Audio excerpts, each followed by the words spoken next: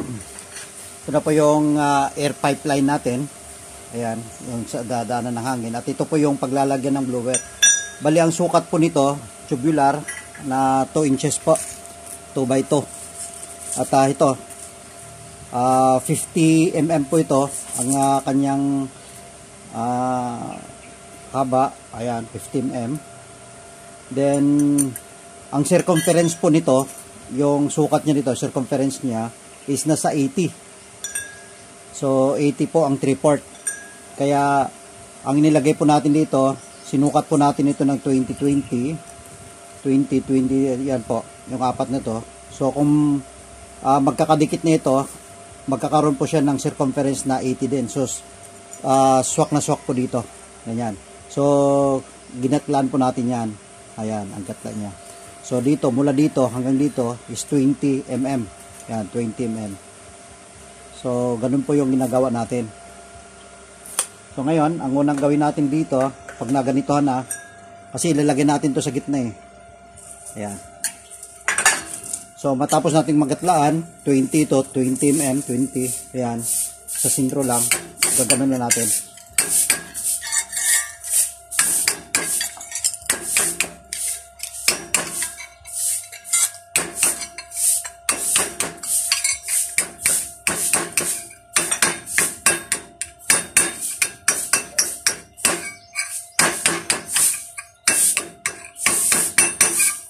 Ayan na po. Ayan, kung pansinin nyo. Then, pagkatapos nyan, papasok na po natin dito.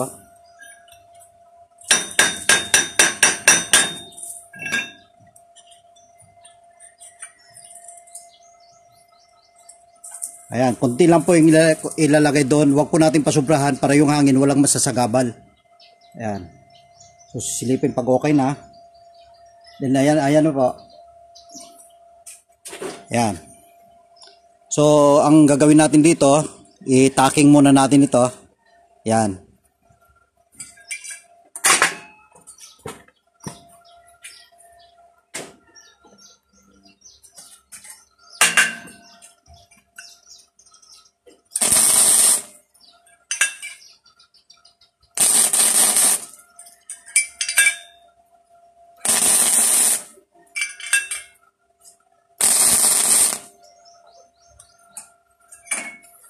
So, ayan, okay na.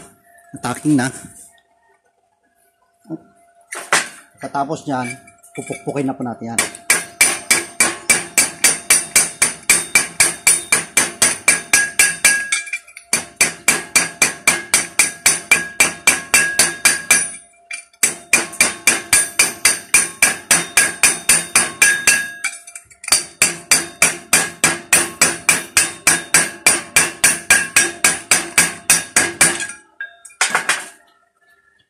Ayan na po.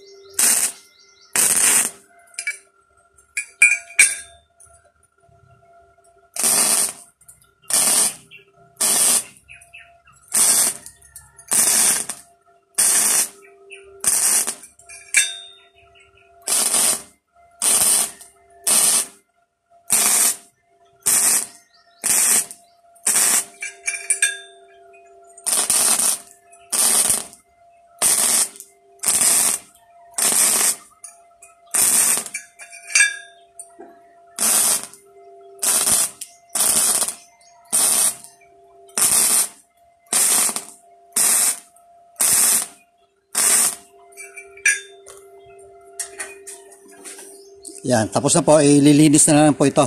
Then, dito naman, yung paglalagyan ng fan, bibiyakin pa natin ito, i-bend yan, na tamang-tama lang po yung 40 by 40 na blower.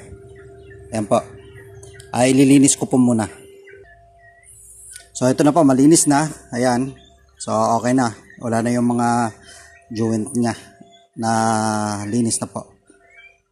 So, ganun lang po yung ginagawa natin. Gagatlaan nyo lang. Then, pagkatapos, itaking at pupukin. So, ayan. Ngayon, ang gagawin natin ay yung paglalagyan ng blower.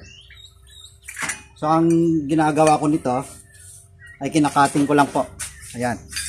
So, estimate nyo na lang po, 5 mm.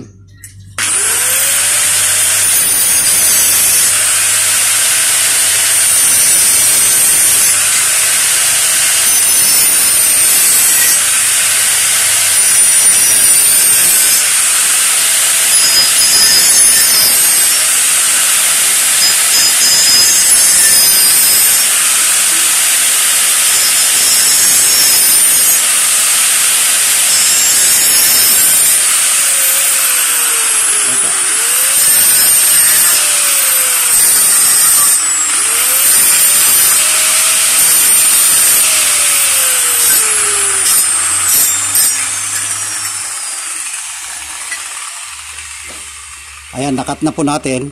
Ayan. 5 mm lang po, 5 mm sa kabila. So, ang matitira po is 40 mm.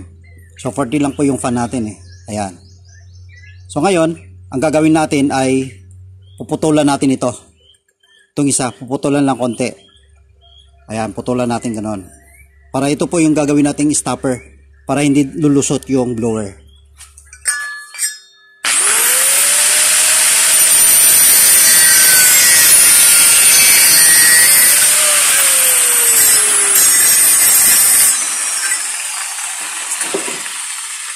So, ayan po, mas mababa po ito dito. Pero may gatla pa rin yan siya. Ayan. So, kukuha po tayo ng plies. Ayan, ibebend lang po ito. Ayan o.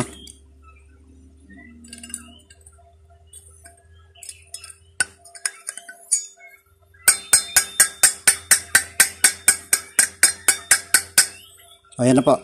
So, na-bend na. Stopper po yan ng blower. Ngayon ito, i-curve po natin ito. Ayan, para madaling lulusot yung blower.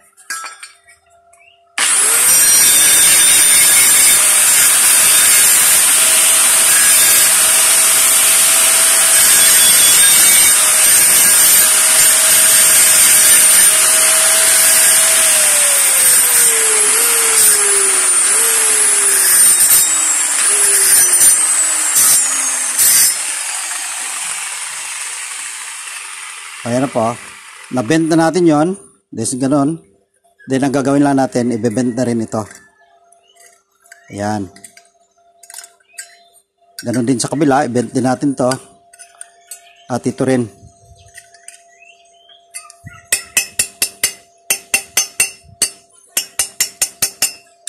So ganun lang po. Ngayon, itatry natin sa blower. Kunin ko muna yung blower. So, ito na po. Ito yung blower. Ngayon, kung napapansin niyo dito, wala po siyang, dito po natin ipapasok yung blower. Ito po. Ayan o. Ganun lang. Yun. Then, ipupush nyo pababa. Hawak-hawak niya na po yan. Yan. Ayan o. Yan. So, fit na po. Ayan, yung stopper niya. Kaya hindi didiretso yan. Ayan o. At saka fit po yan. Hindi po bakon kasi ito po yung humahawak. Ayan o.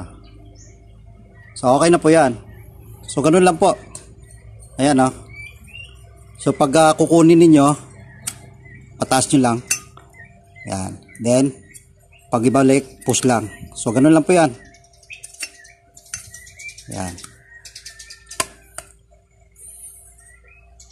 So ganun lang po yung ginagawa ko. Ngayon, ang gagawin na natin dito, i-bend naman natin. Tapos bubutasan po natin dito. So, yun po yung susunod na ipapakita ko yung nagagawin.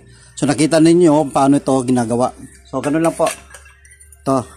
Gatlaan nyo lang po ito. Ito po yung 2x2 na tubular. Then ginagatlaan lang po yan.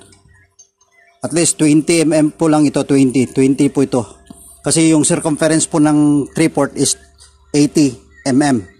So ganun po. Then i-bend nyo ito at ipapasok itong tubo. Pagkatapos nun, tulad yung pinakita ko kanina. So ganun lang. Napakadali lang po yung paggagawa nito. So naway masundan ninyo at kung sino man yung gustong gumaya, hindi po mahirap gawin ito. So hanggang dito na lang po yung video natin at antabayan nyo na lang po yung susunod na naman na gagawin ko para dito sa pagbibent natin at lalagyan ng lalagyan ko pa po ito ng thread.